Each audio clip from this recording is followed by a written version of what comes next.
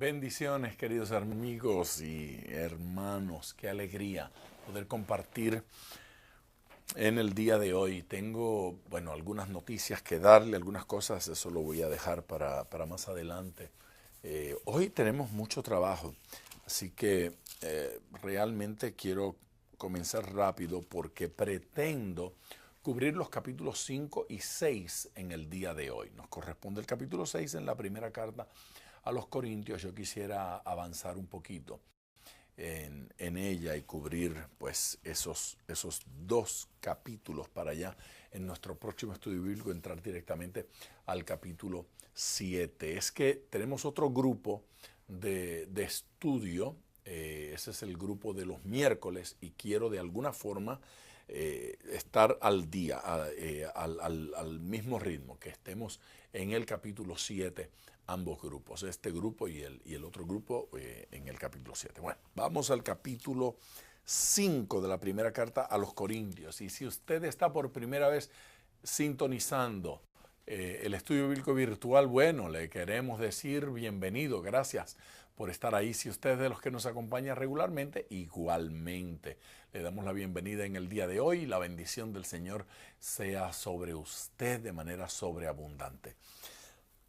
Perdón, ¿qué le quería decir? Le quería decir que nos puede escribir, se puede comunicar. Estos estudios bíblicos son interactivos, nos gusta responder a las preguntas que vamos recibiendo. Muchas de las preguntas que nos ponen por escrito, pues yo las intento responder, las intento contestar aquí durante los estudios bíblicos. Es decir, que esté muy atento si usted es de los que ha puesto alguna preguntita con respecto a alguno de estos capítulos o alguna cosa de la vida. Yo le contesto en los estudios bíblicos, aunque no mencione su nombre, aunque no aluda directamente a su problema, a su situación de forma personal, pero de alguna forma le hacemos llegar una palabra que aplique. Si nos quiere escribir, ahí en la parte baja de su pantalla está la dirección Díaz Pavón. Sí, ahí dice en vivo @diazpavon.com. En vivo @diazpavon.com. Vaya allí y coloque su petición, vaya allí y coloque su comentario. Siempre les hago recordar que yo no los puedo ver, solo ustedes me ven a mí. Yo sé de ustedes a través del correo electrónico que me envían. Yo no sé cuánta gente está conectada, aunque me pasen un informecito de cómo va conectándose gente en diferentes lugares, y eso me anima, me entusiasma, pero solo sé que usted está allí cuando usted nos hace llegar una notita. Así es que si puede, en el día de hoy, por favor, vaya ahí a ese correo electrónico que está debajo de usted, dele allí y de una vez podrá enviarnos en vivo su comentario. Así dice, en vivo @diazpavon.com. Amén. Capítulo 5, primera carta a los Corintios. Si tiene su cafecito o su tecito, pues puede compartirlo conmigo en esta noche. De cierto, se oye que hay entre vosotros fornicación. Mire, esa introducción del capítulo 5, ese arranque del capítulo 5 es como para pensar a quién le estará hablando el apóstol, porque no debe ser a una iglesia. Bueno, pues sorpréndase con esto. Le está hablando a la iglesia en Corinto, a los corintios. De cierto se oye que hay entre vosotros fornicación, y tal fornicación cual ni aún se nombra entre los gentiles, tanto que alguno tiene la mujer de su padre. Qué cosa espantosa. Se nombra, se dice, se cuenta, se comenta que entre ustedes hay fornicación. Y dice, y tal fornicación cual ni aún se nombra entre los gentiles. La idea es ni los no creyentes, ni los ajenos, ni los paganos siquiera, tienen cosas tan terribles como las que oigo que suceden en la iglesia. Pablo está asombrado porque aún entre los no creyentes este tipo de pecado es escaso.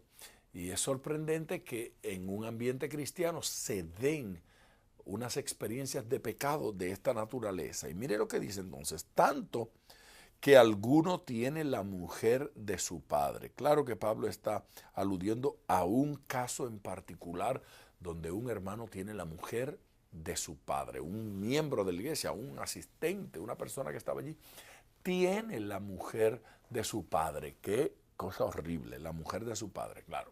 Uno piensa, la mujer de su padre es la madre. Bueno, no necesariamente, ya usted sabe. No está hablando aquí de la madre, porque si fuera de la madre, entonces diría que alguien está con su madre, tiene a su madre de amante o de mujer, y sería todavía terrible, pero no dice así, no dice así, dice la mujer de su padre, lo que nos hace entender que no es la madre de él, es otra esposa del padre. Bueno, de repente enviudó o se divorció o tenía más de una. Lo cierto es que este tiene la mujer de su padre, la mujer de su papá. Ahora él acaba de tomar. O este es un hijo ilegítimo fuera del matrimonio y ahora vino y tomó la mujer de su padre. La forma que está escrito probablemente nos indica que este padre estaba muerto.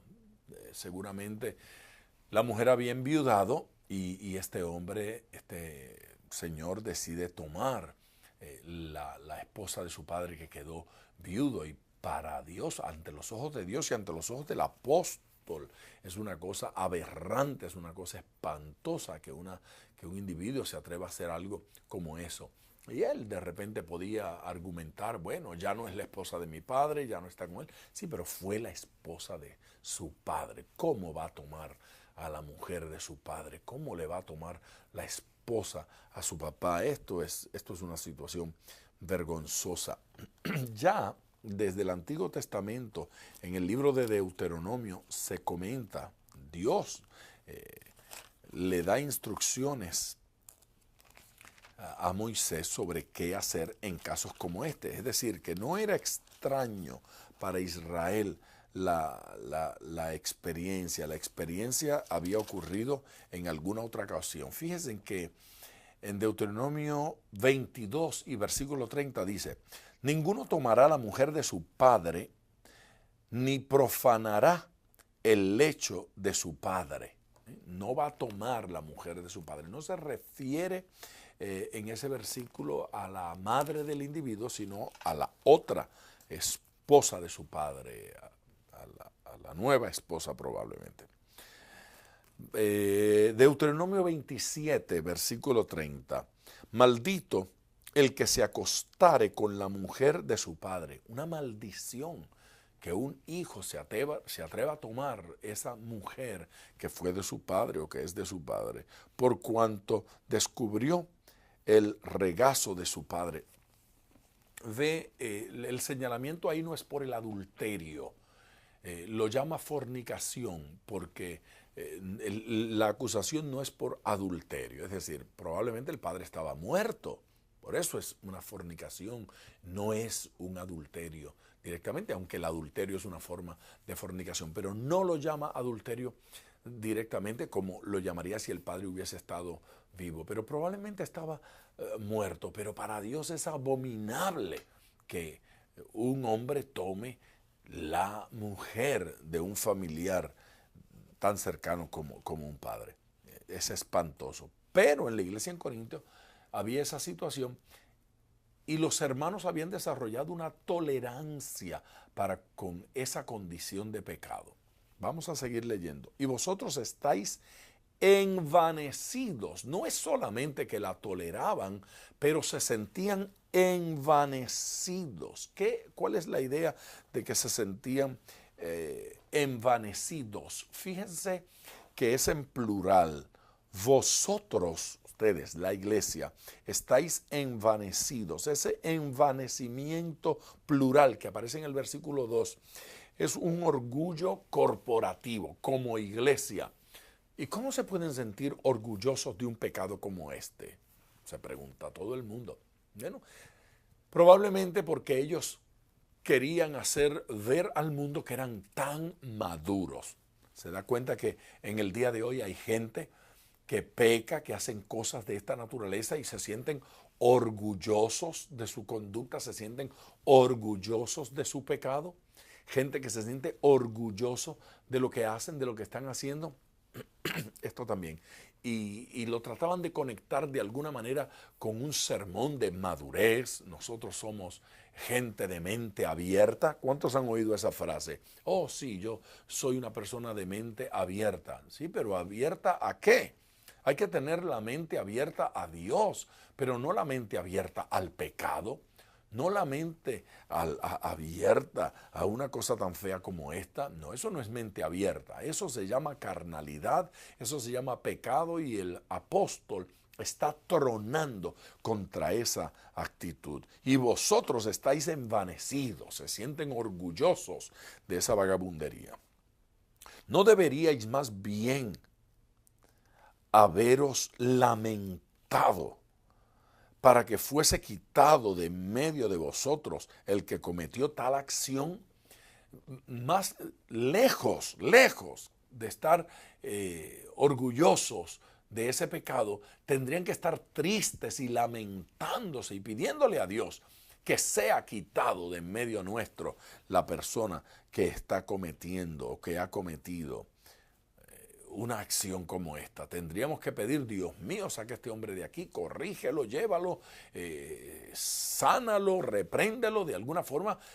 Pero este individuo participaba activamente en la vida de la iglesia, y esto es lo que tiene ofendido a Pablo. Ese quitar de en medio nuestro no significa que lo van a matar. No sé. Bueno, Dios podría quitarle la vida y quitarlo de esa manera, pero la iglesia tiene la autoridad de a un hombre en una condición de pecado o a una mujer en una condición de pecado como esta, sencillamente marginarlo o decir no puede participar en ciertas funciones.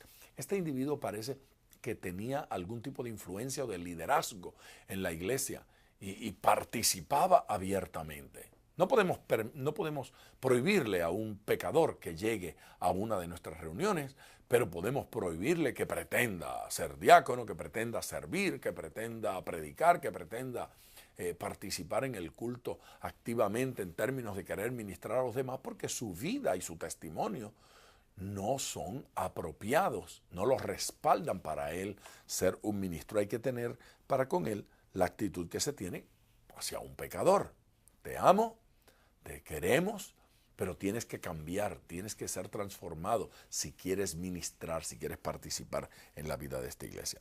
Ciertamente yo, como ausente en el cuerpo, pero presente en espíritu, ya como presente he juzgado al que ha, y esto es feo, al que tal cosa ha hecho, al que ha hecho, el que tiene esa conducta. Sí, estamos hablando de obras. No hay que pensar que las obras no son importantes, porque decimos, bueno, somos salvos por gracia, pero el tema aquí no es tanto salvación como vergüenza, inmoralidad dentro de la iglesia que tiene que ser corregido. Que si para este hombre hay posibilidades de salvación, pues claro, si el tema que se trata aquí no es si el hombre es salvo o no es salvo, es que está mal, que hay que corregirlo, que hay que reprenderlo. No podemos ser tan suaves con una actitud de pecado tan vergonzosa como esta. Es necesario corregir a aquellas personas que tengan que ser corregidas en nuestras iglesias. Dios se ocupa de eso y quiere que nosotros nos ocupemos también. En el nombre de nuestro Señor Jesucristo, reunidos nosotros y vosotros, y mi espíritu con el poder de nuestro Señor Jesucristo, el tal sea entregado a Satanás para destrucción de la carne. Un alto. En primer lugar, Pablo viene hablando de una participación de él en espíritu y en mente y en corazón. Aunque está a la distancia, le dice, tomen una acción porque yo estoy con ustedes. Yo los respaldo, es lo que está diciendo. Él no está hablando de ninguna experiencia mística donde él se va a trasladar espiritualmente de donde está hacia este lugar. No piensen eso, que eso no está sostenido allí. La idea allí es simplemente que Pablo en su corazón los acompaña y los apoya, los respalda respalda en la acción que puedan tomar contra esta conducta pecaminosa. Y entonces utiliza una frase muy, muy fuerte en el versículo 5. El tal sea entregado a Satanás para destrucción de la carne. Pero escuche bien, fíjese que cuando uno dice entregado a Satanás, la gente dice ya al infierno eterno. Pero dice para la destrucción de la carne, cuerpo, la destrucción de su cuerpo de pecado, a lo mejor golpes físicos. El propósito es destrucción de la carne a fin de que el espíritu sea salvo en el día del Señor Jesús. Esto es impresionante porque cuando decimos que se le entregue a Satanás, inmediatamente consideramos un desecho permanente que termine en el infierno. Pero de eso no es de lo que está hablando Pablo. Pablo no está hablando de la perdición del tal hombre. Pablo no está hablando de mandarlo al infierno. Fíjese que dice, a fin o con el propósito de que el espíritu sea salvo en el día del Señor Jesús, en el día del fin, cuando finalmente estemos con él, que este hombre sea salvo. Pablo piensa que la iglesia puede hacer algo para corregir este pecado y que el tal hombre sea salvo. Y lo que Pablo dice de entregarlo a Satanás es como si la iglesia le quitara esa protección, esa cobertura, la cobertura y la protección que da nuestra hermandad, estar cerca, vivir en comunión. Es como si le quitara esa protección y permitiera que vinieran azotes y golpes sobre este hombre.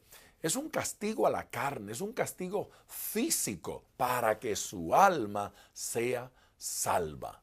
Es decir, que sí es verdad que Dios puede utilizar en algún momento el castigo y la represión física para que haya un beneficio espiritual. No es buena vuestra jactancia, ese orgullo que tienen. ¿No sabéis que un poco de levadura leuda toda la masa? Con un pecadillo se afecta todo nuestro ser. Limpiaos pues de la vieja levadura, para que seáis nueva masa, sin levadura como sois, porque nuestra Pascua, que es Cristo, ya fue sacrificada por nosotros. Ok, este versículo es necesario entenderlo bien. Estamos hablando del versículo 7. Limpiaos pues de la vieja levadura, para que seáis nueva masa, sin levadura como sois. ¿Por qué voy a hacer lo que ya soy? Bueno, porque lo soy en términos de lo que Cristo hizo en la cruz del Calvario. Fíjese que el tema es ese. Como sois, porque nuestra Pascua, que es Cristo, ya fue sacrificada por nosotros. Somos nueva masa por lo que Cristo hizo en la cruz del Calvario. Pero eso que Cristo hizo en la cruz del Calvario y que ya pagó el precio para que yo sea nueva masa, para que tenga efecto en mí, tiene que encarnarse en una experiencia práctica. Limpiaos de la vieja levadura, límpiense para que sea nueva masa como sois. Es decir, para que en la práctica se experimente lo que ya es una realidad en el Calvario. Ya Cristo pagó para que usted sea nueva masa. Es necesario limpiarse, es necesario tener acción. Este hombre, Pablo está diciendo, es nueva masa, pero está sucio. Es nueva masa por lo que Cristo hizo en el Calvario, pero necesita limpiarse para que aquello que es una realidad espiritual venga a ser una realidad práctica en la vida de este hombre. Así que celebremos la fiesta, no con la vieja levadura, ni con la levadura de malicia y de maldad, como este pecador, sino con panes sin levadura, de sinceridad y de verdad. Así es que se celebra la Pascua, así es que se celebra la fiesta, con panes de sinceridad y de verdad. Claro que es una metáfora, está hablando de la actitud del corazón, que seamos sinceros y que seamos verdaderos, que seamos auténticos. ¿Qué es esto? Bueno, esto es que en la práctica vivamos lo que creemos en el corazón y lo que sucedió en el Calvario.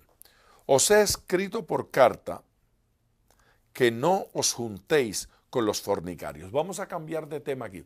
Cuando él dice os he escrito por carta, está diciendo, antes de esta, la primera carta a los Corintios, hubo otra carta. Ya Pablo le había escrito a la iglesia en Corinto carta que no existe, carta que se perdió, carta que no hemos conocido, ¿sí? Es decir, que las cartas que están en la Biblia no son las únicas cartas que Pablo escribió. Pablo escribió otras cartas que no están en la Biblia, que no han aparecido, que no sabemos de ellas. Os he escrito por carta que no os juntéis con los fornicarios.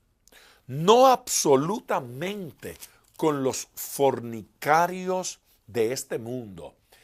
No le está diciendo, no con los fornicarios del mundo, porque son tantos. No absolutamente con los fornicarios de este mundo. O con los avaros. Incluye no solo fornicarios, no se juntéis con los avaros, con los ladrones, con los idólatras, pues en tal caso os sería necesario salir del mundo. Si le digo que no se junte con los fornicarios de cualquier parte del mundo, entonces tendrían que salir del mundo porque el mundo está lleno de avaros, de fornicarios. Pero le dice, mire el verso 11, lo explica, más bien os escribí que no os juntéis con ninguno que llamándose hermano fuere fornicario, o avaro, o idólatra, o maldiciente, o borracho, o ladrón, con el tal ni aun comáis. Probablemente cuando dice comáis se refiere a la participación del ágape, la fiesta que tenían, la fiesta de amor que se tenía. Le está diciendo que no se junte, que no comparta con él en su condición, en su pecado, con el avaro, con los ladrones, con los fornicarios. No le está diciendo que no puede estar al lado de él, porque esta gente venía a la iglesia, pero le está diciendo que no se haga partícipe con ellos en su conducta, que esa gente no desarrolle un ministerio conjunto con los otros hermanos. A esa gente, porque están en esa condición de pecado, hay que mantenerlos a cierta distancia. Hay que decirle hasta dónde pueden llegar. No los estamos echando, pero los estamos limitando y diciéndole no podemos y no queremos participar de esa conducta pecaminosa. Porque ¿qué razón tendría yo para juzgar a los que están fuera? ¿No juzgáis vosotros a los que están dentro? No podemos juzgar a los de afuera, no podemos decir que aquello es impropio, incorrecto, cuando adentro tenemos gente haciendo lo mismo y no le decimos nada. Pues si reprendemos a los de afuera y le decimos al de afuera la fornicación es mala, ¿cuánto más a los que están dentro de la iglesia y están en esa condición y en esa práctica pecaminosa? Hay que decirles. Porque a los que están fuera Dios juzgará. Quitad pues a ese perverso de entre vosotros. Los que están fuera, que Dios se encargue de ellos. Pero los que están dentro, los que están en la iglesia, a esos tenemos de alguna manera que tocarlos. Tenemos que de alguna forma afectarlos. Sigamos en el capítulo 6. ¿Osa alguno de vosotros cuando tiene algo contra otro ir a juicio delante de los injustos y no delante de los santos? ¿Es alguno de ustedes tan atrevido que no somos capaces de juzgar las cosas entre nosotros y las tenemos que llevar a la corte externa, a la corte secular?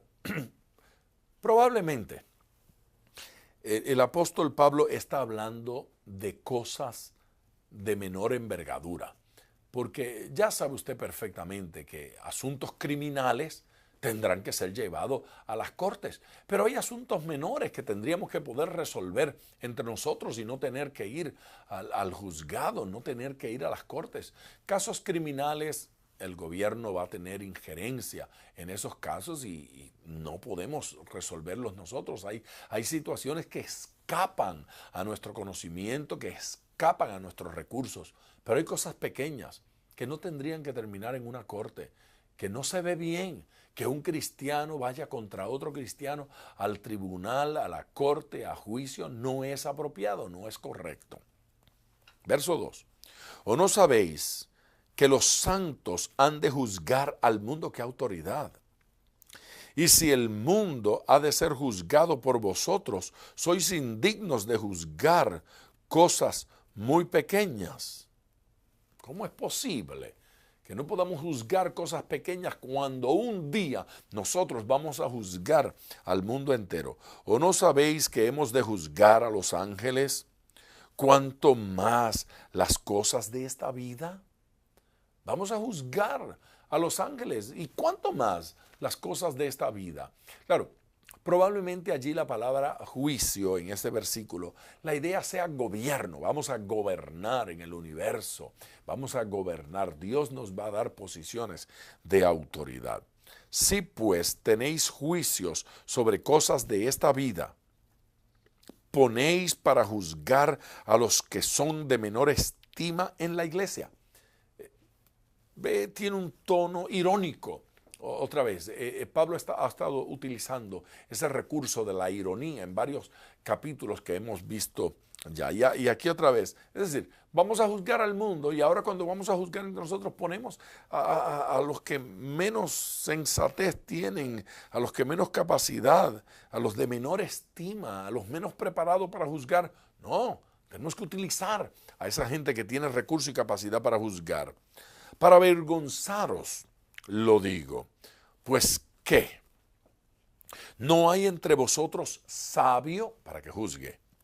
Ni aun uno que pueda juzgar entre sus hermanos. ¿No hay entre nosotros alguien que tenga esa capacidad?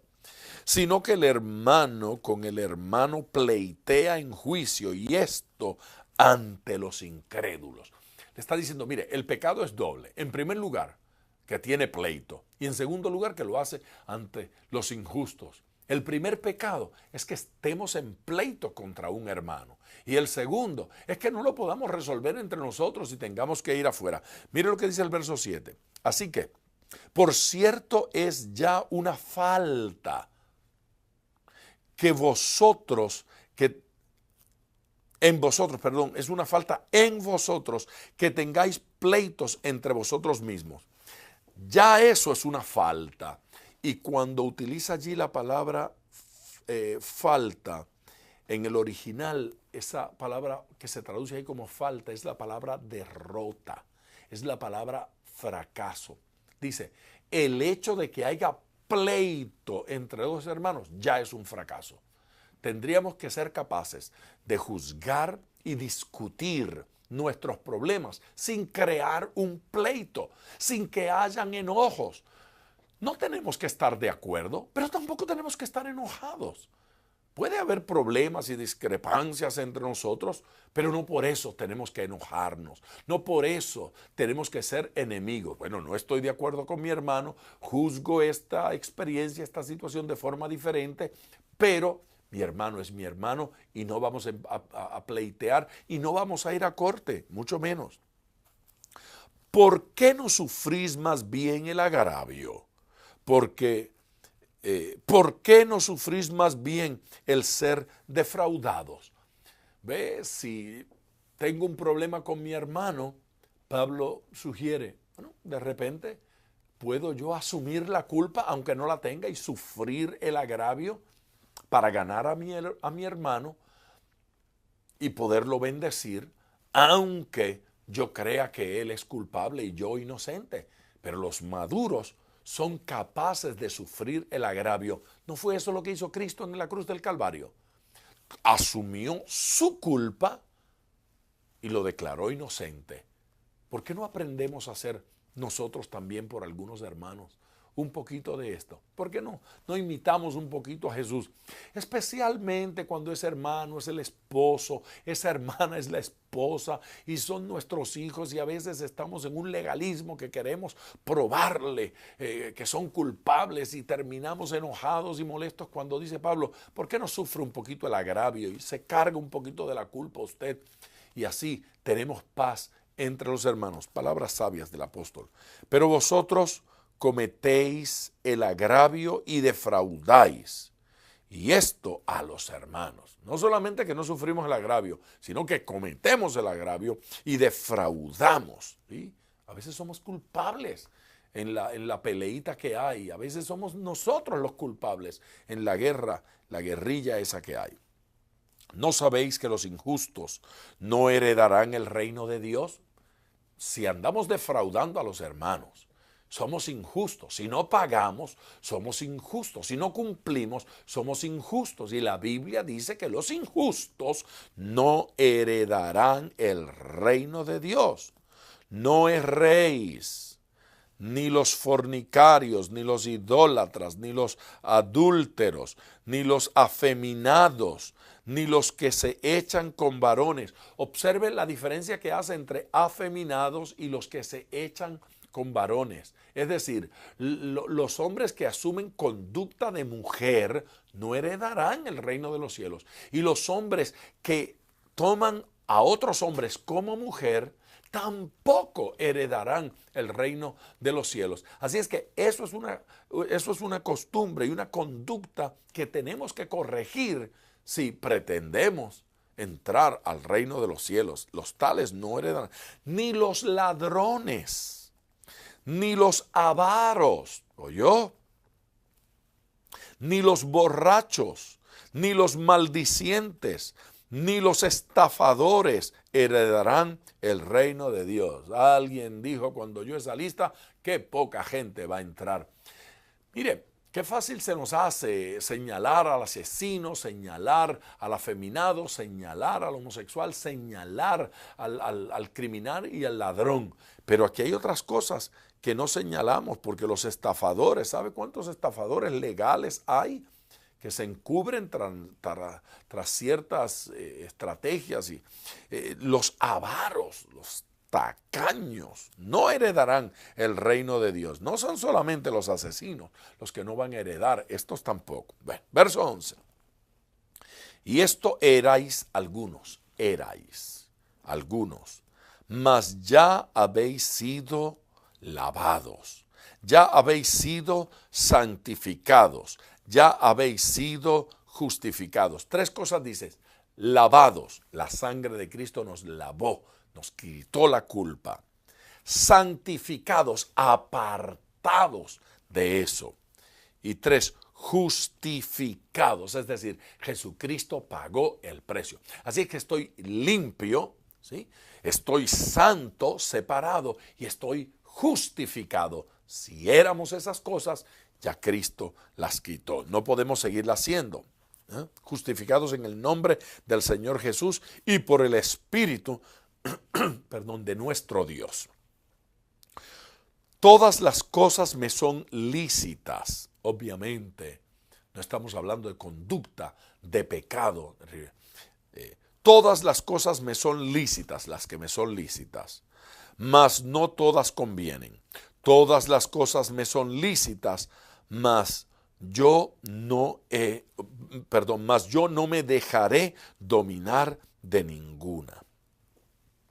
Mire, ahí cambiamos de tema. Hemos dejado esas conductas pecaminosas por las cuales dice allí, no se heredará el reino de los cielos. Y ahora cambia en el versículo 12 a conductas que me son lícitas, que me son permitidas, que Dios no las prohíbe, pero que no todas ellas convienen y que no todas ellas edifican y que no todas ellas hacen bien, aunque son lícitas, ¿sí? Me son lícitas, mas yo no me dejaré dominar de ninguna. Hay cosas que son lícitas, no es que son ilícitas, no es que son ilegales, pero Dios no quiere que me dominen, aunque son legales. No hay ningún versículo que diga que ver televisión es pecado, pero hay gente que se deja dominar por la televisión. Nadie dijo que es ilícito, pero conviene ver ciertas películas, conviene estar tantas horas en el televisor, conviene dormir tanto, convienen ciertas conversaciones. Nadie dijo que ocupar tiempo en el chiste es ilícito o inmoral, pero nos hace bien vivir en eso todo el tiempo, pasar tantas horas dedicadas a eso. La realidad es que no lo es. Entonces, cuidado con ella. Cuando miramos la lista de arriba de todas esas cosas, de criminal, de borracho, de todo, decimos, no, nada de eso. Pero ahora en el versículo 12 ya no está hablando de cosas pecaminosas como la de los versos anteriores, está hablando de cosas que son lícitas, que son legales, que las puedo hacer, que están permitidas, pero que no convienen, que están permitidas, pero que no debo permitir que me dominen, no debo permitir que me arrastren. Esto es un versículo poderoso, es un versículo para usarlo y citarlo. Las viandas para el vientre, vamos a clasificar cosas, y el vientre para las viandas. Pero tanto al uno, las viandas, como al otro, al uno el vientre, como a las otras, entonces las viandas, destruirá Dios. Hay gente que vive para comer sin saber que a fin de cuentas esto, el vientre, termina en el hoyo, termina en el hueco, termina en la tumba. Y las viandas también. ¿Y qué? ¿De qué sirven tanto interés en comer? Pero el cuerpo no es para la fornicación. El vientre es para la vianda y la vianda para el vientre. Pero el cuerpo, nuestro cuerpo, no es para la fornicación, sino para el Señor. Y esto para los gnósticos que andan enseñando que el cuerpo es malo y que el espíritu es bueno. Bueno, aquí dice que no, aquí dice que el cuerpo no es para la fornicación porque el cuerpo es del Señor y el Señor es para el cuerpo. ¿Sí? Dios es para nosotros y nosotros para Dios. Hablando de nuestro cuerpo físico, Dios nos santifica físicamente. Dios nos purifica y nos salva, nos limpia físicamente. Este cuerpo es del Señor. Y Dios, que levantó al Señor, también a nosotros nos levantará con su poder. El Dios que resucitó a Cristo nos resucitará a nosotros también. Gloria a Dios. ¿No sabéis que vuestros cuerpos son miembros de Cristo? Somos parte de Cristo. Físicamente, este cuerpo nuestro es parte de Cristo. ¿Cómo lo vamos a entregar a la fornicación? ¿Cómo lo vamos a entregar al pecado? Si este cuerpo es de Cristo y es parte esencial de Cristo. Quitaré pues los miembros de Cristo y los haré miembros de una ramera, el que va a fornicar con una ramera. Los quitaré de Cristo y los entregaré a la prostitución. No, si este cuerpo es de Cristo, no se le puede entregar a la fornicación y al pecado. De ningún modo, de ninguna forma, de ninguna manera. ¿O no sabéis que el que se une con una ramera es un cuerpo con ella? Esto es serio. El cuerpo es de Cristo y Cristo del cuerpo. Pero el que se une con una ramera se hace uno con la ramera y se integra con el cuerpo de la ramera. Ahora usted sabe lo que tiene en su cuerpo una ramera, una prostituta. Lo que tiene en su cuerpo es pecado, lo que tiene en su cuerpo es identificación con la maldad, con lo malo. Porque dice, los dos serán una sola carne. Así es que en la experiencia sexual nos unimos y nos hacemos una sola carne con nuestras esposas o con la ramera. Y está prohibida tal conducta. Pero el que se une al Señor, un espíritu es con él, un espíritu es con el Señor. Huid de la fornicación. ¿Qué dice que hay que hacer de la fornicación? Huid. Hay que huir de la fornicación. Allí no dice enfrentar la fornicación. Allí dice huid de la fornicación. Al consejo del apóstol hay que prestarle atención. La Biblia no nos manda a enfrentar la tentación, sino a huir de la tentación. Y aquí, en particular, de la fornicación. No enfrente la fornicación, no pelee contra la fornicación, huya, escape. Apártese, borre el teléfono de alguna gente que lo induce a la conducta pecaminosa, borre el teléfono de su celular, quítelo de allí, bórrelo de su agenda donde tiene los teléfonos, borre la dirección, desconéctese, no vaya a esos lugares. Si es por aquí, vaya por allá, vaya en otra dirección, huya de esa conducta. Es necesario huir de esa conducta. Déjeme hacer un altito aquí, unos segundos. Fíjese.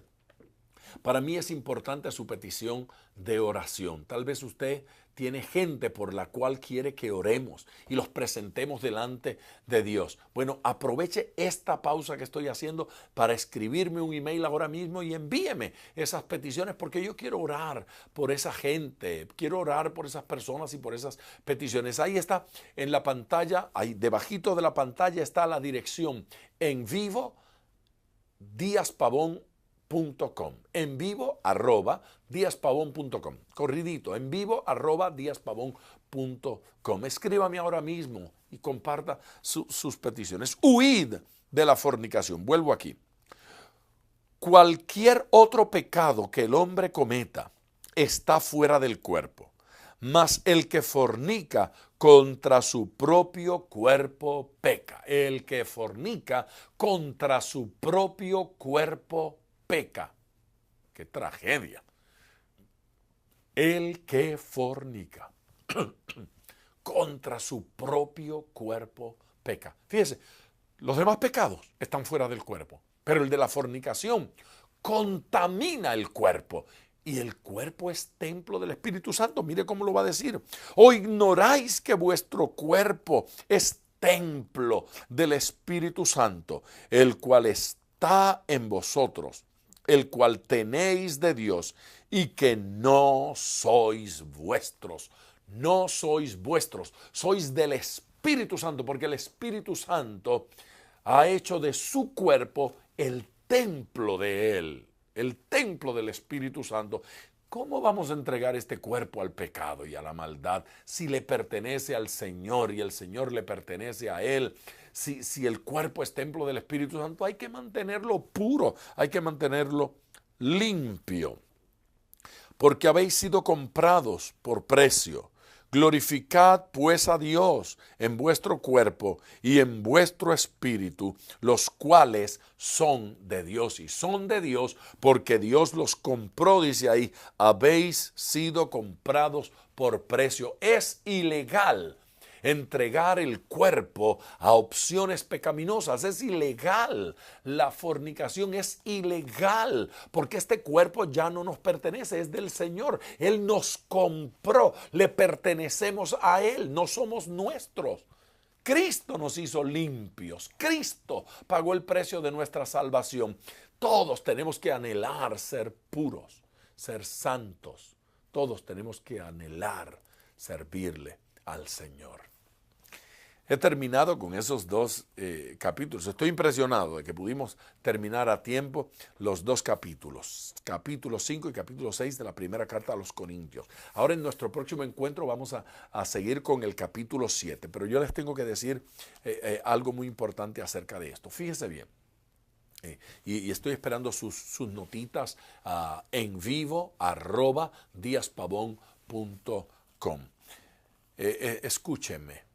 Tenemos un grupo de estudio bíblico los miércoles y tenemos otro grupo los lunes y estamos estudiando la carta a los Corintios. Ya para nuestro próximo encuentro vamos a estudiar el capítulo 7. Yo quiero juntar los dos grupos en un solo grupo.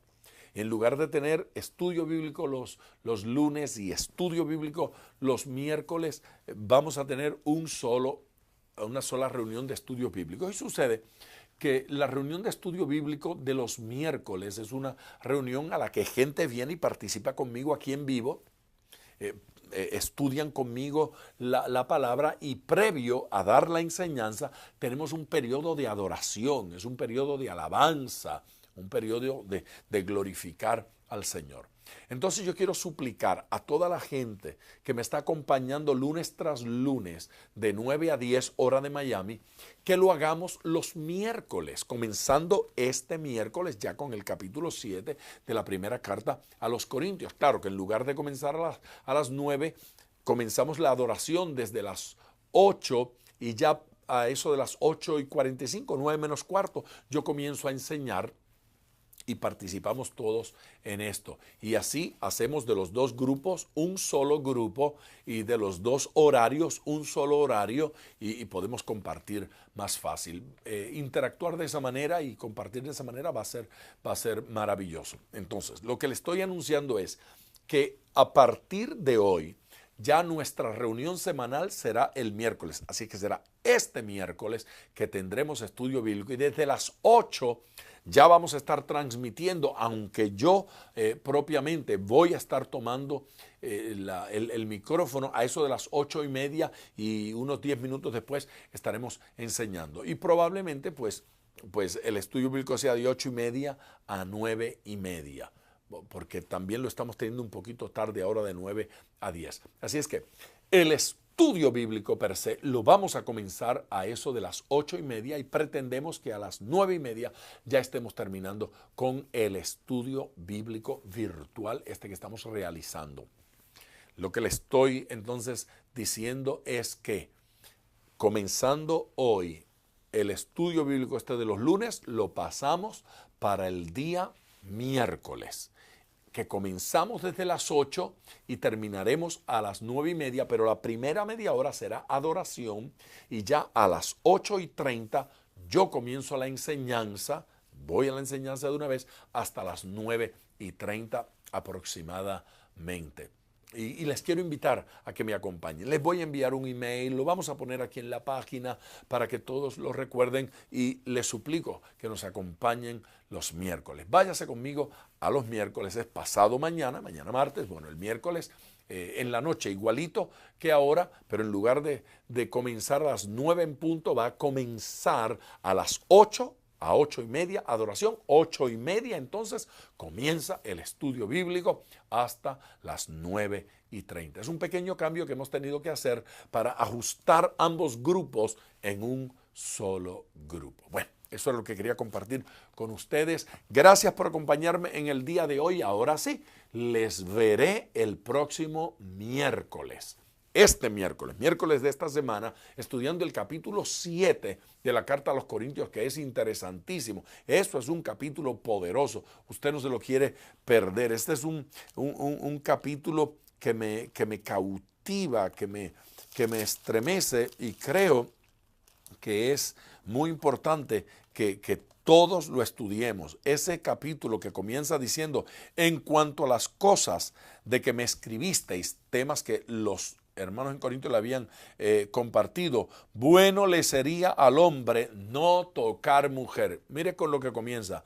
Bueno le sería al hombre no tocar mujer. Bueno, sobre eso les voy a hablar el miércoles, este miércoles. A las 8:30 comienzo a enseñar. Le espero, 8:30, este miércoles, a través de www.diaspavon.com. Exactamente igual, en vivo. ¿Ok? Un abrazo, Dios les bendiga. Hasta.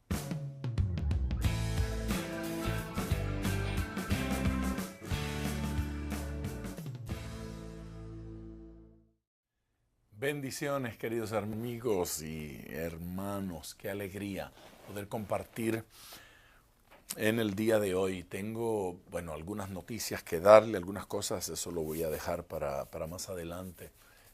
Hoy tenemos mucho trabajo, así que realmente quiero comenzar rápido porque pretendo cubrir los capítulos 5 y 6 en el día de hoy. Nos corresponde el capítulo 6 en la primera carta a los Corintios. Yo quisiera avanzar un poquito en ella y cubrir pues esos dos capítulos para ya en nuestro próximo estudio bíblico entrar directamente al capítulo 7. Es que tenemos otro grupo de estudio, ese es el grupo de los miércoles y quiero de alguna forma estar al día, al mismo ritmo, que estemos en el capítulo 7 ambos grupos, este grupo y el otro grupo en el capítulo 7. Bueno, vamos al capítulo 5 de la primera carta a los Corintios. Y si usted está por primera vez sintonizando, el estudio bíblico virtual. Bueno, le queremos decir bienvenido, gracias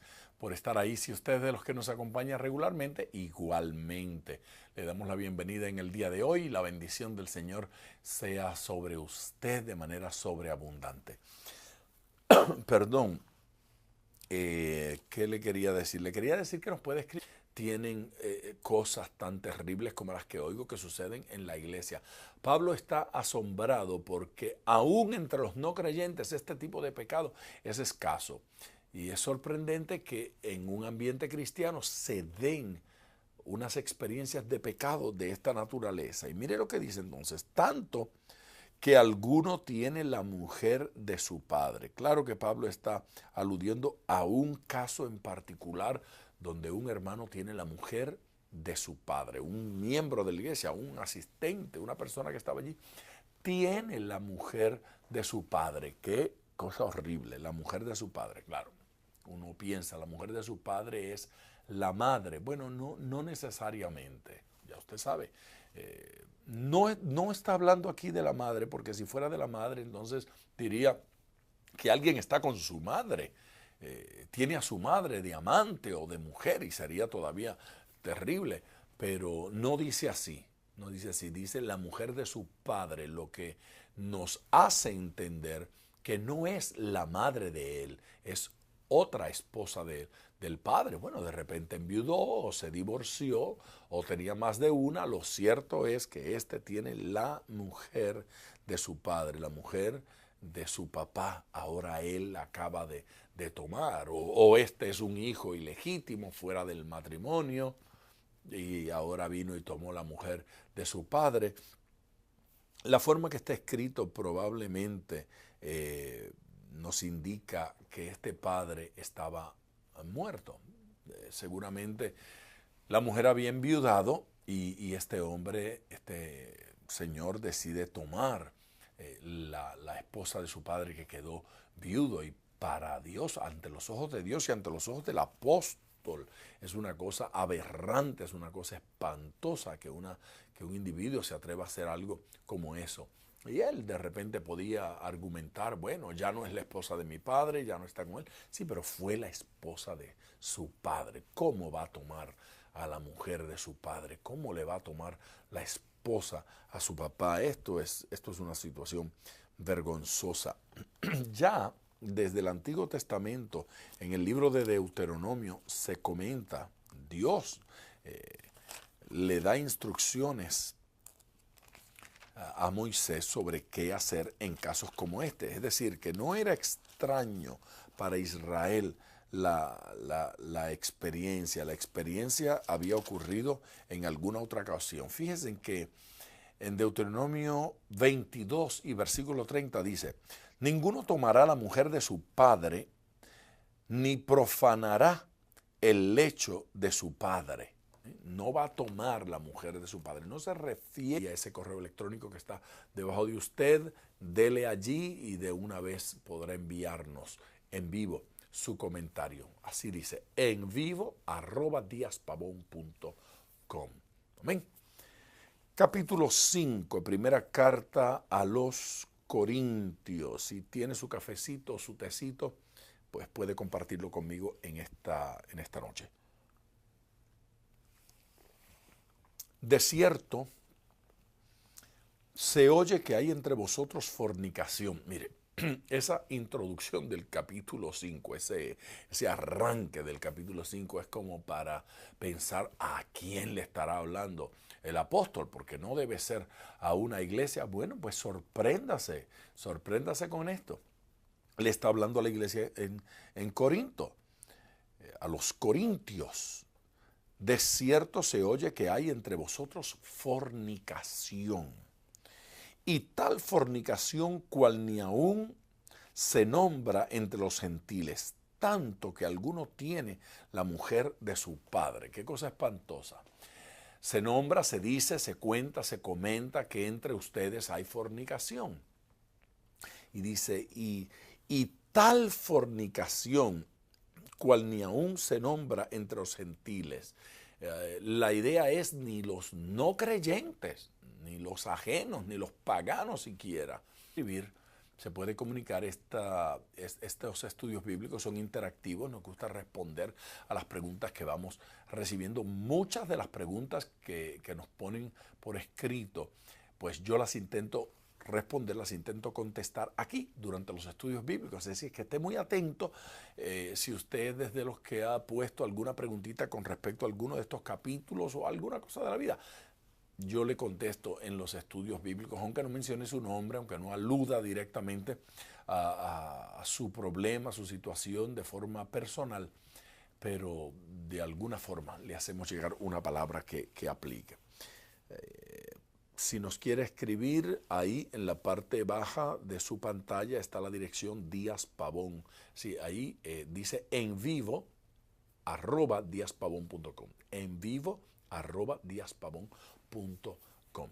Vaya allí y coloque su petición, vaya allí y coloque su comentario. Siempre les hago recordar que yo no los puedo ver, solo ustedes me ven a mí. Yo sé de ustedes a través del correo electrónico que me envían. Yo no sé cuánta gente está conectada, aunque me pasen un informecito de cómo va conectándose gente en diferentes lugares, y eso me anima, me entusiasma, pero solo sé que usted está allí cuando usted nos hace llegar una notita. Así es que si puede, en el día de hoy, por favor, vaya ahí.